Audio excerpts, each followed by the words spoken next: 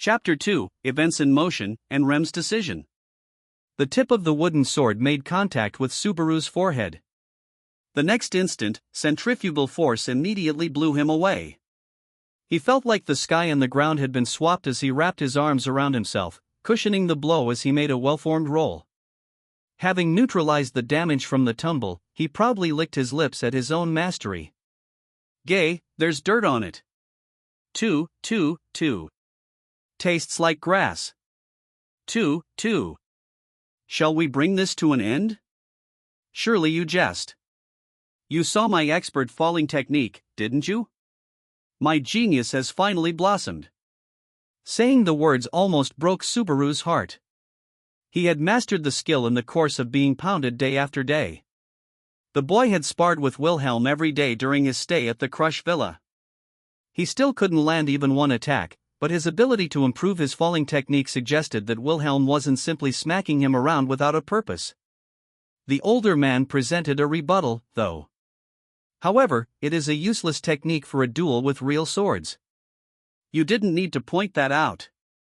The pine tree of my heart has a lot of cracks right now. Certainly, in a bout that could end in a single sword stroke, a martial arts skill for properly receiving a blow and falling was not very useful. Improving a skill used solely for practicing was a misplaced priority, but it was still well worth it during sword training. I must say, you seem to be more spirited this morning somehow. Last night, I had a little discussion with Miss Crush about my concerns. Thanks to that, all my hesitations disappeared. I feel pretty good at the moment. In a book I read yesterday, a character who was only beginning to become accustomed to the battlefield spoke much like you are now. He lost his life because he took his fight for granted, Sir Subaru. So there's death flags even in other worlds? Apparently, even in a small corner across the cosmos, there were lines that marked you for death, just like back home. But Subaru had been anxiously awaiting Wilhelm's words of concern. The older man raised his eyebrows in a questioning expression. Sir Subaru? A smile came over the boy as he shook his head. Nothing. Really, nothing at all. At that moment, the field of battle and death were things he could welcome with open arms. Those were opportunities for Subaru Natsuki to establish his worth in an undeniable way. So much waste. Yuga. When sword practice resumed, Wilhelm exploited the opening created by Subaru's wandering thoughts, using a minimal motion to strike with his sword. He took advantage of all the boy's excess power and unnecessary momentum and easily sent Subaru's body dancing into the air with no visible power behind the sword attack. I can handle this. Subaru, desperate to keep from falling on his head and causing serious damage, instantly shifted his head and curled up, adopting an ironclad fall-breaking posture that could let him land anywhere without major injury. However, do you really think that is the last of it? With one smooth motion, Wilhelm inserted his wooden sword through a gap in Subaru's curled-up limbs, wrecking his posture. The boy's arms and legs spread out wide, and unable to grasp what was happening, he slammed into the ground, limbs splayed. Jaya! Subaru rubbed his still-smarting nose and shot an objecting glare at Wilhelm. His sword-fighting tutor responded by thrusting his wooden weapon straight down into the grass. Subaru's breath caught in his throat under the calm gaze. Adopting a position to break your fall and prepare for whatever might come next is the first meaningful progress you have made. But more important, I refuse to accept the premise of teaching you to fight in a manner that assumes defeat from the very beginning. If I may, before teaching you how to swing a sword and techniques to break a fall, I shall tell you how to prepare in a more fundamental manner. As Subaru grunted, showing Wilhelm had hit the mark, the tutor raised a finger. If you have decided to fight, fight with all your body and soul. Forget all pretty words that lead to defeat. Hunger and thirst for victory using any means necessary. If you can still stand, if you can still move a single finger, if your fangs have not yet been broken, stand. Stand. Get up, and attack. So long as you live, fight. Fight. That is what it means to do battle. Wilhelm's visible paws lifted the tense air that had come to dominate the courtyard. Only then did Subaru realize just how loudly his own heart had been beating. At the same time, each deafening throb drove home the fact that he was alive. Living had never felt better. The feelings that had made him welcome the prospect of death until mere moments before had suddenly flown away. The instant Wilhelm began to speak of preparing for battle, the air around him completely changed.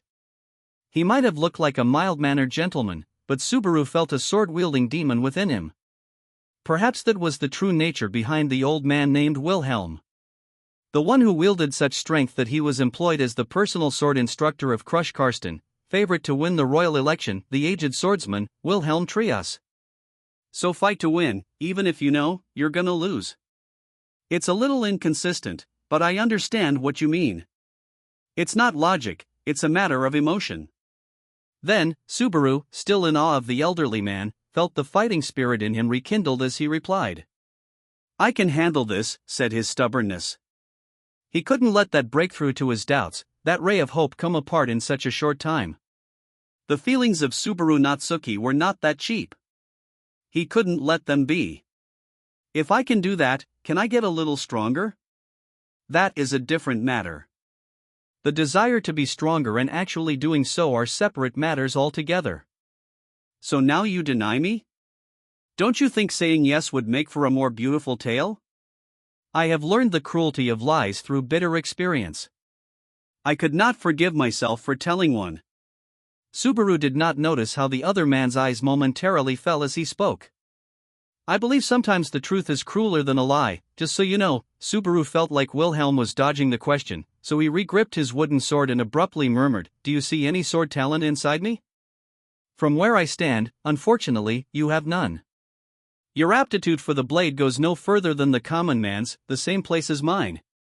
The strained, self-deprecating smile that came over Wilhelm made Subaru raise an eyebrow in surprise. That's pretty humble coming from you, saying you have no talent with a sword. It is the truth. I have no gift for it. If I did, I surely would not have had to wield one nearly as much. Therefore, it is possible for you to arrive at the same level as I. Incidentally, how long would I have to work at it? Nothing so great. You would only need to devote half your natural life to it. Only, he says. It was often said that continually striving to improve was true talent. In actuality, even with Wilhelm telling him that he could arrive at the same level, Subaru couldn't fathom the drive to devote as much time to the sword as the old man, or a reason to do so. In the first place, the reason Subaru had Wilhelm teach him like this was, I thought, like, pouring myself into the sword without worldly thoughts might let me find enlightenment for the first time. I wonder now. Whatever you might grasp will not make you suddenly stronger, after all, and I do not think a clear mind or lack thereof determines who will win and who will fall in the end. Wilhelm drily conveyed his opinion. Besides, he continued, if I must say so, I have rarely wielded my blade with a clear mind. Particularly when I first began, I had very few thoughts about the way of the sword. So what did you think of? My wife, and my wife alone. Sheesh, Wilhelm. Sometimes you really go on about that wife of yours. Subaru remembered how he had spoken of his beloved wife when they had first met, but Wilhelm had also praised his bride to high heaven during Subaru's stay at the mansion. It must have been a harmonious marriage. Seeing Subaru break out in a strained smile at the latest episode of this behavior, Wilhelm rubbed his chin. Someday, you will reach a point where such preparedness is necessary to become stronger.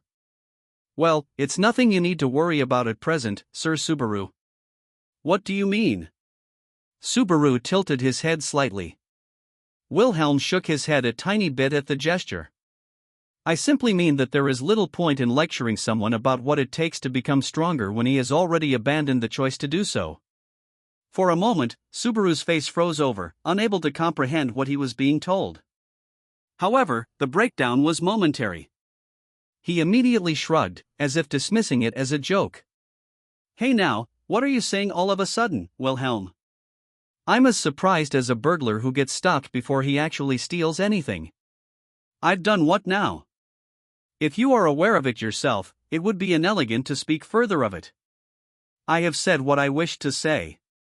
It would have been difficult to tell you had I let this opportunity slip by. Wilhelm, speaking as if he understood everything, left no room for Subaru to pursue the matter. Unease smoldered in Subaru's chest. Wilhelm's words had left him with an undeniable sense of nervousness. And Wilhelm could tell exactly what that feeling meant. Instantly, that truth tore unbearably and mercilessly at the boy's heart.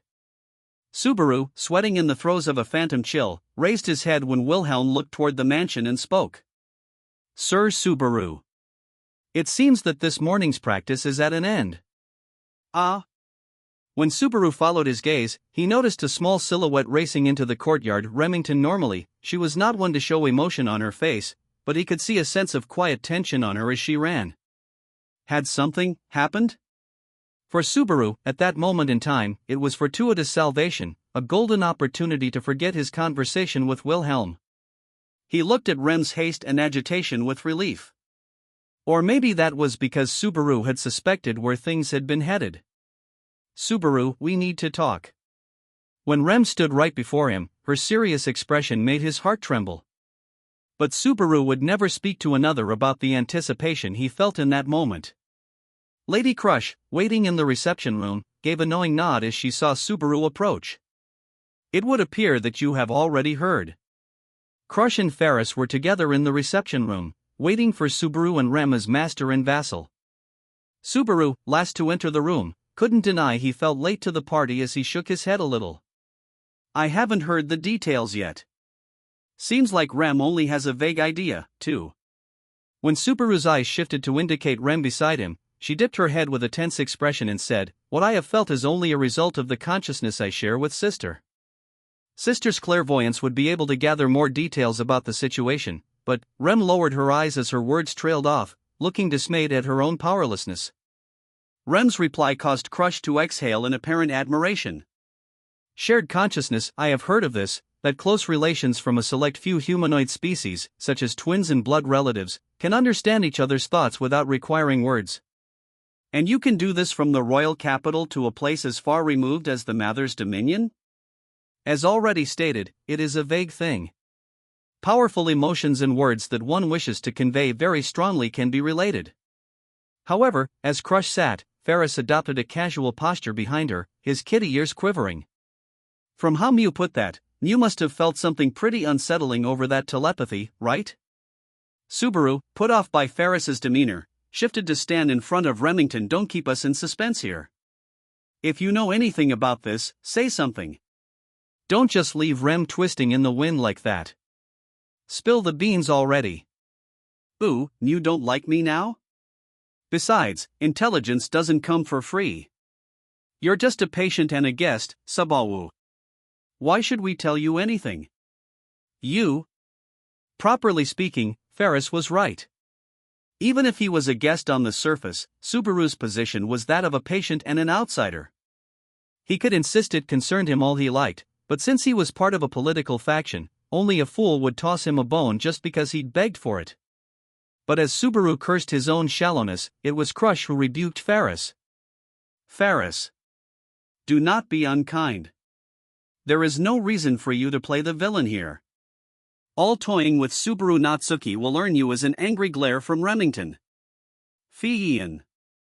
Crush, still seated alone on the sofa, motioned for Subaru to sit in the chair opposite her.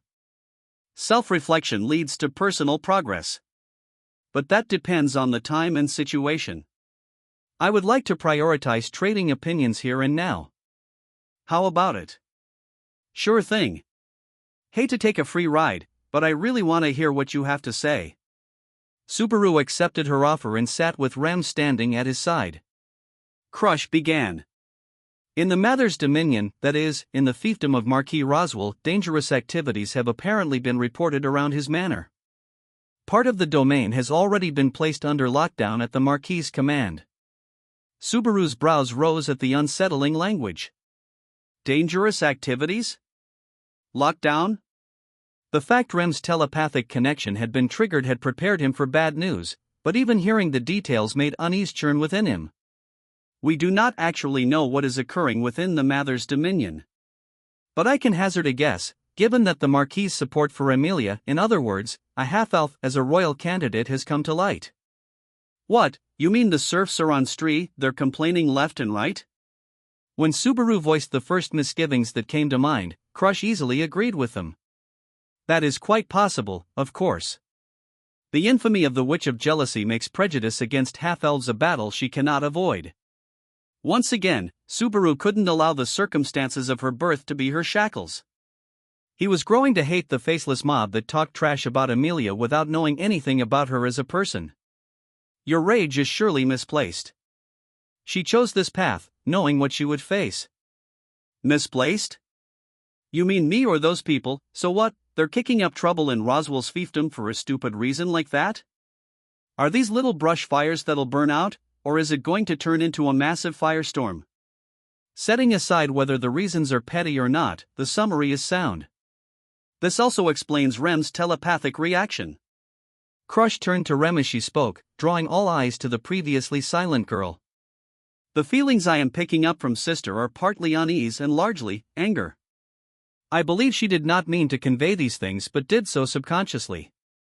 Do these shared sensations between you occur with great frequency? No, it is quite rare. We are always controlling our thoughts to a certain extent. I believe that in this case, Sister transferred these things to me in spite of self-restraint. When Rem reached the latter half of her explanation, she could not conceal the anxiety coloring her words. It was not an exaggeration to say that Ram had the most mental strength of anyone at Roswell Manor. A crisis that could shake even her restraint was clearly no small matter. And yet, beyond what Ram had let slip telepathically, she had made no effort to call for Rem's aid. Subaru murmured to himself alone as his conclusion burned him up inside. It's like she's trying to keep us from getting involved. The only explanation he could come up with was that Ram had told Rem of the danger over their mutual link without calling her sister back, because she intended to convey that information to Rem and avoid letting Subaru know. Did she want to keep Subaru out of her problems to that extent? But she's in trouble, isn't she? The situation was bad enough that it had reached Crush's ears. They're camped in the capital.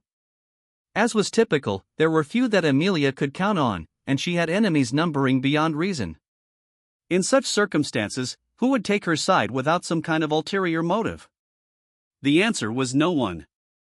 After all, there was nobody currently at her side who would be her staunch ally. She had left behind the one who would have. No doubt, when Amelia realized that, she would regret what she had done. That was why Subaru lifted his head and murmured with determination, "I've got to go save her, don't I?" This time, all gazes fell upon him. Crush raised one eyebrow, and Ferris softly closed his teasing lips. Then Rem tugged on Subaru's sleeve with a nervous look. "And no, Subaru, you mustn't." The anxiety and mournful pleading in Rem's eyes startled him. She continued, "You must do as Lady Amelia and Master Roswell have told you and concentrate on your own treatment." "I, personally, agree with them. You must focus on healing your body for the time being. If I do that, stuff will happen that can never be undone. Rem, it's like that time back when we talked before going into the demon beast forest. We've got to do something." Rem's expression stiffened in pain at Subaru's words. They had spoken like this in the past, just before entering the demon beast forest to rescue the abducted children. Subaru had said the same things to Rem when she tried to stop him. Those actions had consequences. As a result of his decision, the children had been rescued safe and sound. That was why Rem knew very well what was behind Subaru's resolve now. Keeping Rem at bay as she clung to him, he shifted to look straight at Crush, seated before him. "It's as you heard, Crush. Rem and I will go back to the Ma. To where Amelia is. Until things are settled, I'll have to put off the treatment." Subaru was delivering his verdict as a member of his political camp when Crush curtly interrupted him by calling out his name. "Subaru Natsuki." Subaru's breath caught under Crush's penetrating gaze. His heart beat much harder. He had the sinking feeling that he'd forgotten who he was dealing with. Then she coldly stated, "If you leave this place, it means that you have become my enemy." Subaru felt those words as keenly as a blade slicing into his flesh. Then, when the meaning began to dawn on him, like a laceration just beginning to ache. What do you mean by? Let me correct your misunderstanding. My treatment of you as a guest in Ferris's healing you is the result of a contract. Contract? Yes, a contract for your care between Amelia and me. My house has received collateral in exchange for treating you as a guest. However, as her words trailed off, Crush put a hand to her chest to indicate herself. The circumstances before the royal selection, when the contract was formed, and now are different. Now that we are publicly political enemies, I must take great care in any negotiation with Emilia's camp. It is the same for the contract governing your treatment. If there is any violation of its terms, I have no obligation to uphold an agreement formed before the commencement of the royal selection now that it has begun in earnest. To Subaru's ears, the word contract that she kept repeating sounded like promise. It sat very poorly in his chest, mingling with his memories of parting ways with Emilia. Crush pressed on. In these circumstances, your departing from my residence would be a violation, a unilateral abridging of the contract midway. After all, though there is no enmity attached, Emilia and I are enemies.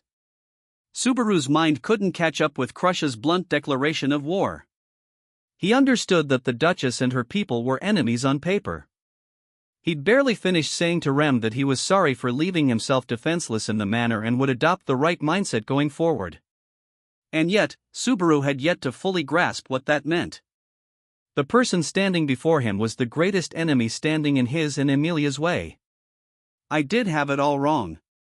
I thought for a little bit that we might be able to be friends or something. That was just dumb talk over drinks. If you can do something, do it. I was a fool to take an enemy's words at face value. I'm being petty. Tripping up your opponent is the right thing to do. The same hazy sense of alienation that he'd felt at the Royal Selection Conference seeped into his chest. Subaru sought his memory of their conversation over drinks the night before in a new light and felt betrayed, since it was Crush herself who had told him to do whatever he could. To stand in his way despite those words, was that not a betrayal? Ferris, silent to that point, spoke as if he couldn't stand to watch. Don't misunderstand, meow. His sharp look made Subaru bite his tongue and swallow his words. Lady Crush isn't acting out of malice but kindness. It wouldn't hurt her at all if Mew left to return and try to help Lady Emilia, Crush interrupted. Ferris, stop. But Ferris brushed off Crush's rebuke and glared at Subaru. No, I will say it. For such a minor misunderstanding, it's far too cruel, so someone has to say it. Subaru, going will do nothing to change things. It's pointless to go. On top of that, you'd be wasting Lady Emilia's contract, which she paid for with a fair sum. After the humiliation you went through at the Royal Palace and what happened with Julius at the Parade Square, you still don't get it? Staying put, hoping for the best, and focusing on healing your body is the far better choice. Subaru heard something. The sound of something snapping inside himself. He'd been stuffing his anger into a sack within him, and when he realized it was now open, Subaru was seized by such a rage at the humiliation inflicted on him that his teeth cut into his lip. Those provocations were more than enough to harden his resolve. I've decided I'm returning to the mansion where Emilia is. It's been a short time, but thanks for your hospitality. As Subaru spoke his farewells, Rem shouted to hold him back. Subaru. But he held up a hand to Rem as he rose from his seat, looking down at Crush. Crush folded her arms and closed her eyes. He had no idea what was inside her heart. Ferris, seated beside her, let out a long sigh, his face making his sullen mood clear as he said, "No respect for others' feelings. Shouldn't a good man take warnings at face value? Your warning let me make my decision." Thanks. Ferris apparently gave up on discussing the matter after Subaru returned his sarcasm. Instead, Crush unfolded her arms before looking at him and resuming the conversation. Subaru Natsuki. Unfortunately, all of this house's dragon carriages for long-distance transportation are already assigned to other tasks. All that I can lend you is a slower freight carriage or a mid-range carriage that would require you to dismount and go part of the way on foot. Air. Subaru's eyes widened. He'd expected her to berate him for unilaterally breaking the contract, but Crush almost sounded like she agreed with Subaru's decision. The unexpected reply made Subaru's eyes nearly bulge out of their sockets. She raised an eyebrow with a questioning look before turning toward Ferris. Ferris. Did I say something odd? Ferris put his hands to his cheeks and squirmed as he replied. Even fairies dazzled at how incredibly you can adapt, Lady Crush.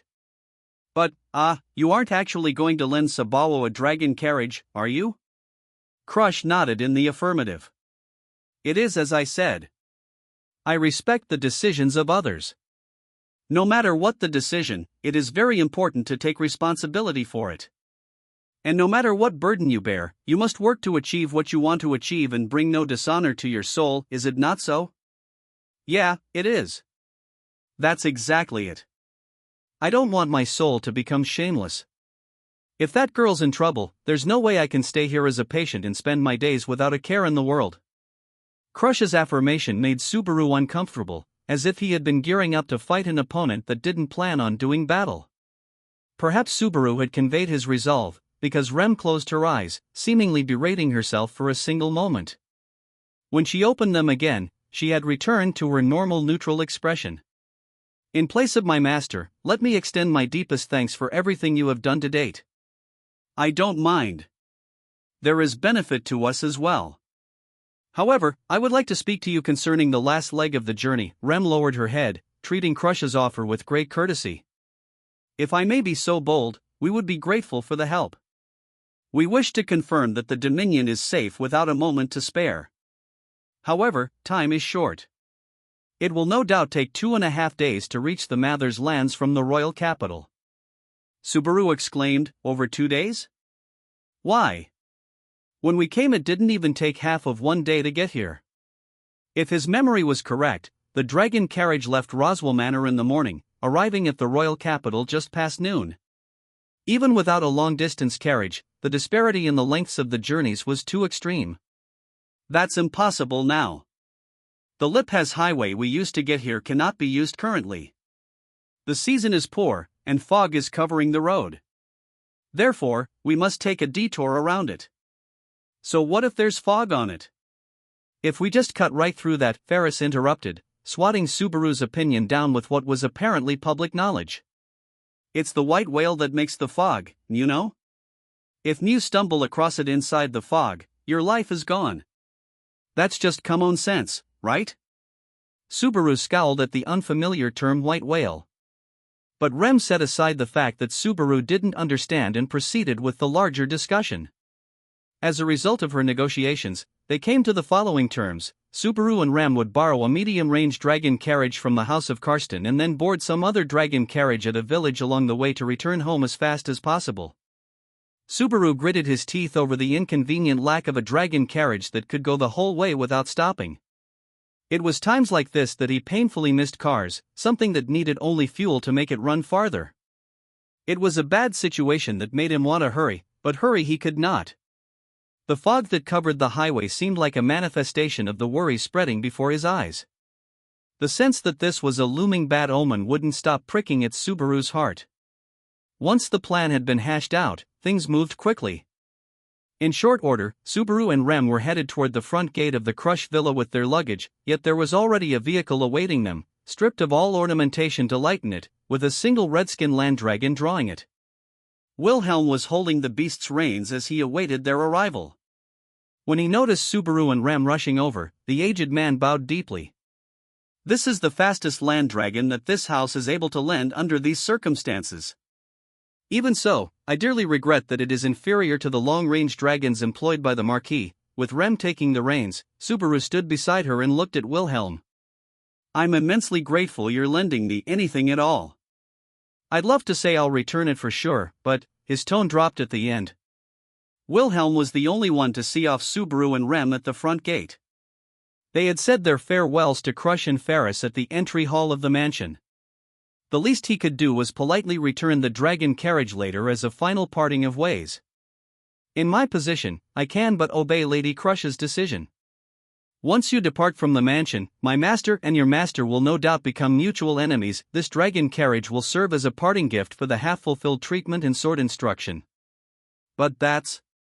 I don't think they said one word about that when we left the mansion.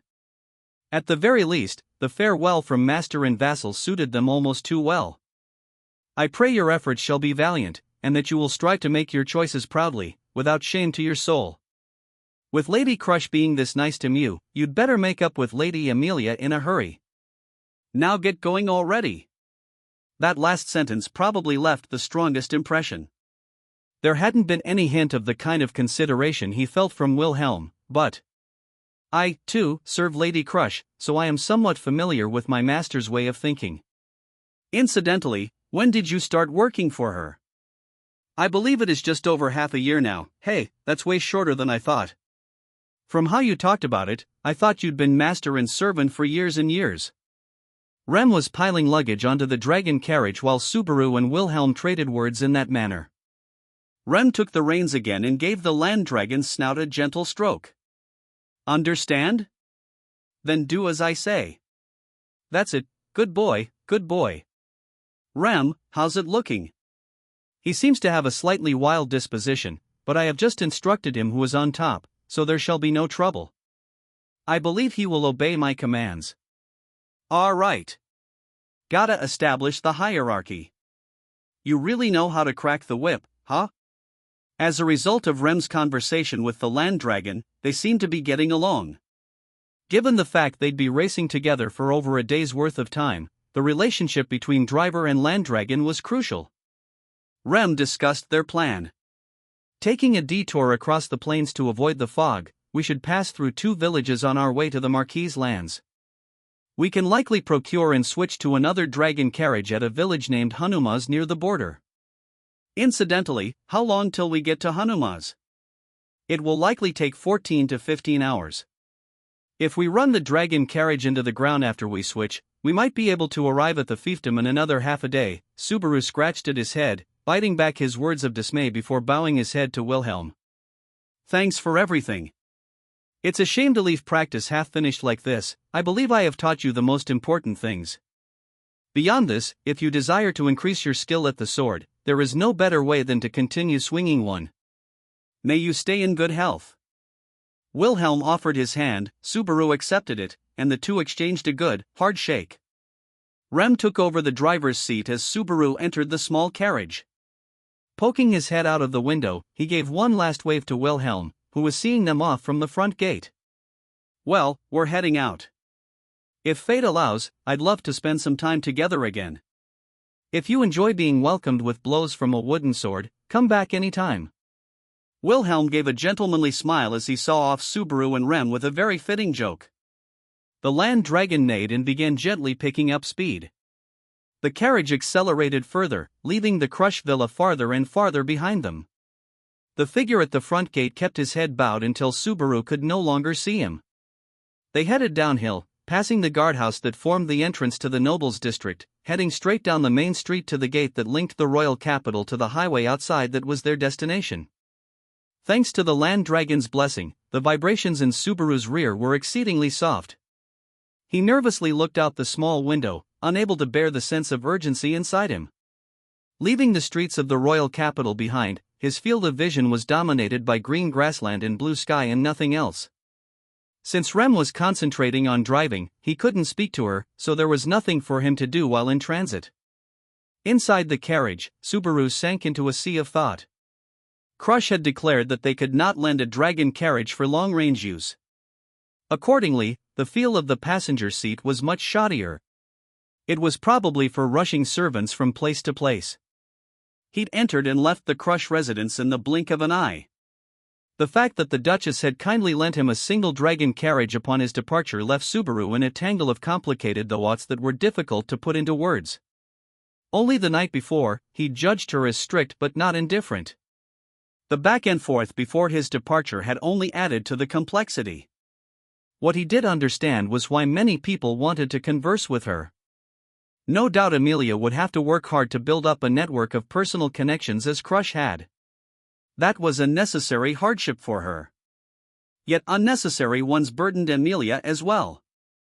That's why, I need to get over there, and fast. Of course, these were political questions and a matter of connections between people of privilege. Subaru did not have such an inflated view of himself as to think he would be of help with those issues. He knew there would be difficult problems where he would be nothing but dead weight. But it wasn't in him to use his powerlessness as a reason to cast aside someone he cared about when she was in trouble. If he poured his heart and soul into it, he was certain that he could overcome these obstacles. Subaru Natsuki possessed that power.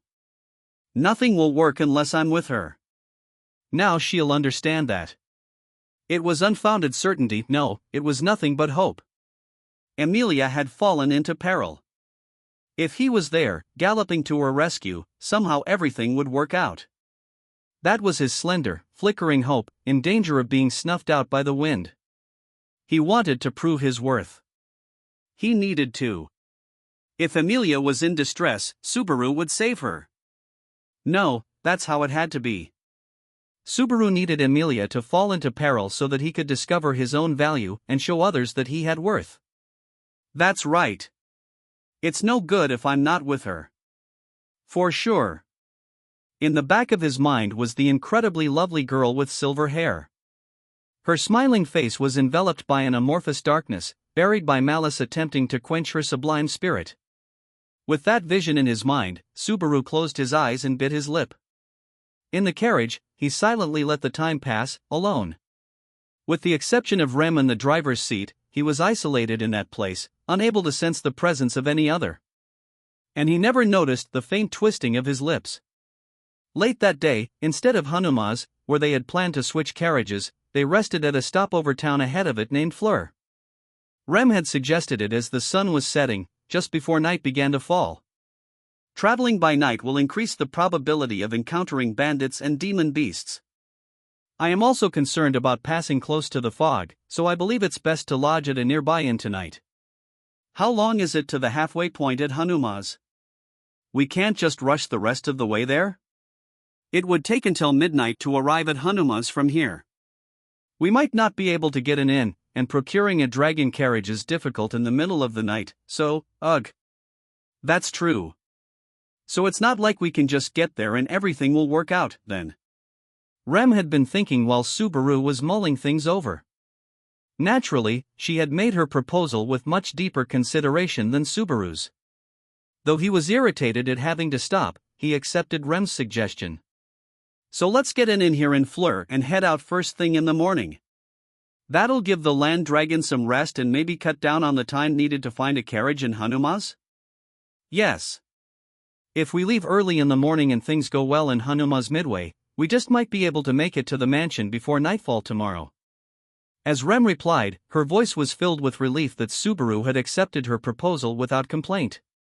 Fortunately, their hope of finding an inn upon arrival in Fleur was granted.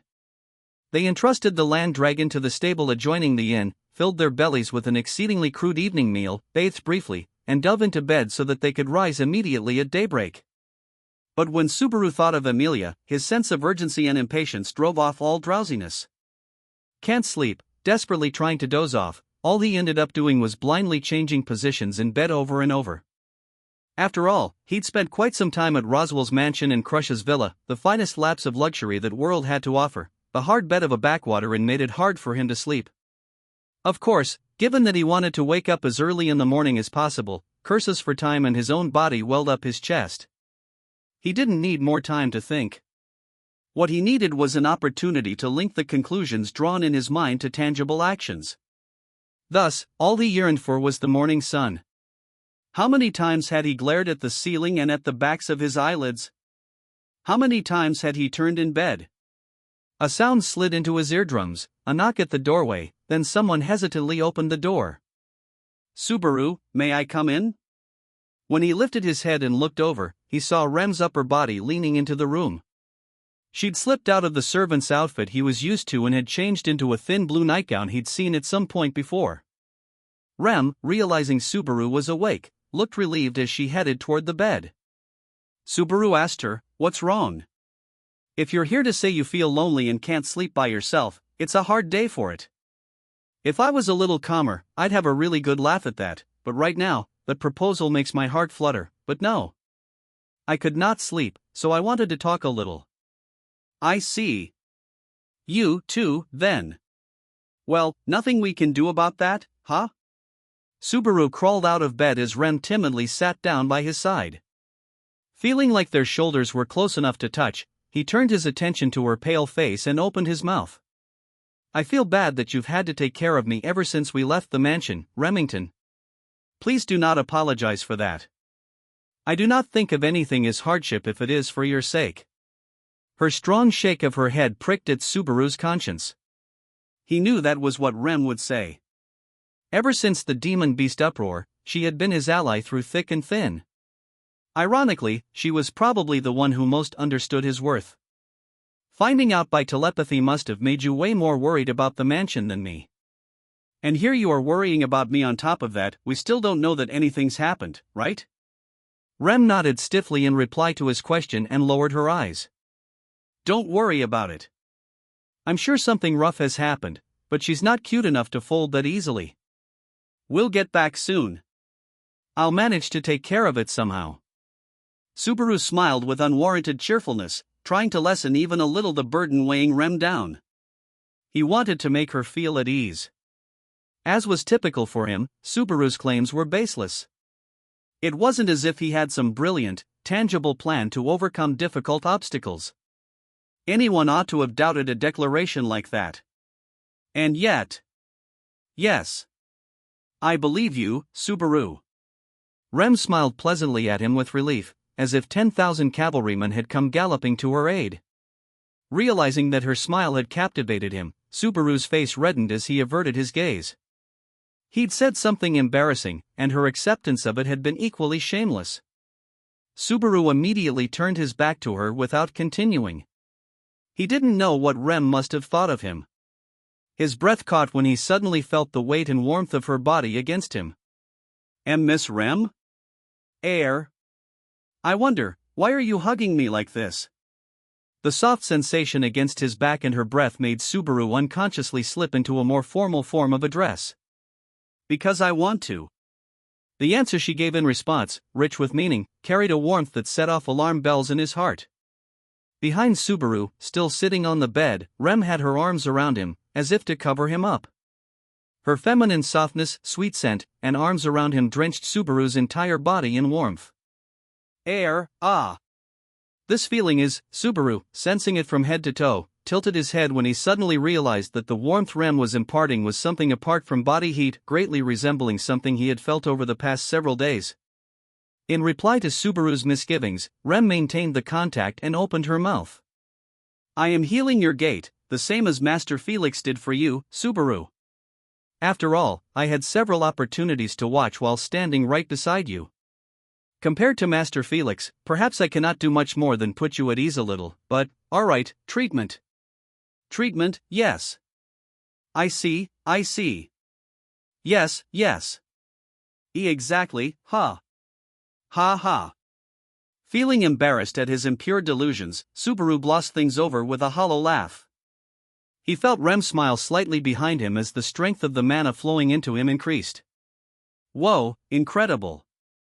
This feels way better than Ferris's stuff ramming into me. Thank you very much. But that assessment is unfair to Master Felix. Not at all. I'm totally serious. It feels good and makes me feel sleepy. Maybe the effect of the treatment was inferior to Ferris's, but Rem had far greater consideration for her patient. He felt like he was immersed in warm water, wrapped in softness. He felt comfortable, relaxed, and drowsy, so he did not catch Rem's faint whisper. That is most likely the difference between our feelings toward you, Subaru. His head was slipping down when Rem brought her lips close to his ear. It's all right to fall asleep. I'll lay you down in bed properly, cover you with blankets, and leave after I've had my fill of watching you sleep.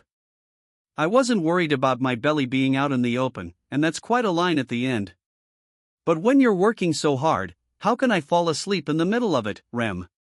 It was petty stubbornness, but he didn't want to come off as rude after everything she'd done. He sensed Rem beaming as he felt her hands touch his head. The warmth coming from her palms increased, making his eyelids even heavier. Ah, crap. Why am I? I mean, it's hard for you too, but... Rem, why are you doing this for me? He rubbed his eyes, irrationally resisting the drowsiness, continuing to speak to hold on to his consciousness. Rem, why so much for me? Because I want to. I do not need any other reason. He let go of his mind before her words really sank in. Even so, he heard Rem reply, I want. That part was important. That was probably the starting point for all the thoughts enveloping Subaru. What would happen when he returned to the mansion and reunited with Amelia? He was full of anxiety. She'll yell at me at first, won't she? Subaru's eyes fell as he shook his head. As he wobbled, Rem's arms gently embraced him to provide support. It'll be all right, Subaru. You're a wonderful person. With time and a proper meeting, if you tell her how you feel, I'm sure she will understand. Is that so? Guess I am. For you to think like this about me, sound grew distant. No, his mind had begun to withdraw from reality. The comfortable drowsiness coursed through him like a curse, his eyes closing to become a cage around his mind. Just before his consciousness completely slipped away from reality, Subaru thought he felt the faint touch of Rem's lips against his neck as she said, so please keep me in a little corner of your thoughts, and don't go anywhere else, Subaru. Subaru no longer had the mental strength to reply to the seemingly pleading whisper as his mind gently sank into the darkness. What woke Subaru up was the feeling of hot sunrays burning his eyelids. He remained lying in the bed as he absent-mindedly lifted a hand to block out the sun. The light entering through the room's large window was strong. With him covered in bed up to his shoulders, they made him so hot that it was hard to sleep. He indulged in that feeling for several long seconds before enough blood flowed into his half-asleep head for him to realize. The sun's up? Subaru threw off his blankets, leaped off the bed, and sprinted to the window. When he pushed it open, a cool breeze flowed into the room, and he gazed dumbfounded at the sun watching him from high in the sky. That sight struck him with the terrible truth. No way. At a time like this. Am I an idiot? Having arrived at the despairing conclusion he'd overslept, he rushed with all haste to Rem's bedroom next door in the inn. Subaru knocked furiously on the door before throwing it open. Rem. Wake up. We massively overslept. Cursing the fact that he'd slept nearly half the day away, he scanned the room in desperation. Anyway, he had to get Rem up so that they could resume their march, or so he had thought. Rem. The room was completely empty. There was no bulge on the bed. The sheets were untouched. Subaru had a bad feeling about the lack of evidence that anyone had been in the bed at all. The room held no warmth from a human presence. Unable to even see any luggage, he ran out of the room to the inn's front desk. The innkeeper who had greeted him and Rem the previous evening was sitting at the desk, smiling sociably when he noticed the boy. My, good morning. It would seem you slept very well last night. Subaru did not return the innkeeper's courtesy, slamming his fist on the desk to drive his question home. What happened to the blue-haired girl who came here with me? The innkeeper reacted with surprise. Seeing Subaru's expression, he raised his hands in an attempt to mollify him. Dear guest. Please calm down, you will disturb the other patrons, answer me. Where is she? Where did Rem go? Why your companion? Who came with you on the dragon carriage late last night? That's not an answer. Cowed by Subaru's threatening demeanor, the innkeeper practically shouted his reply. Hear me out. She left during the night.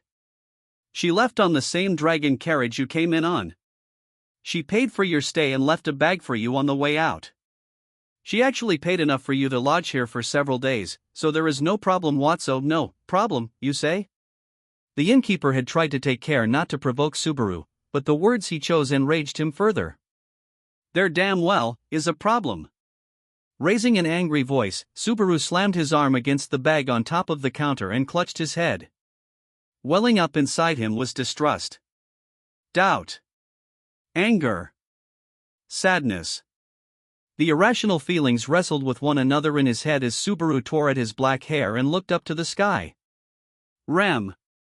What? What the hell are you thinking? The fact that even the person who knew him best had failed to understand him weighed down on him as he wailed in despair. To Subaru. By the time you read this letter, you will no doubt be quite angry with me. I will not ask you to forgive me for leaving you to head for the manor.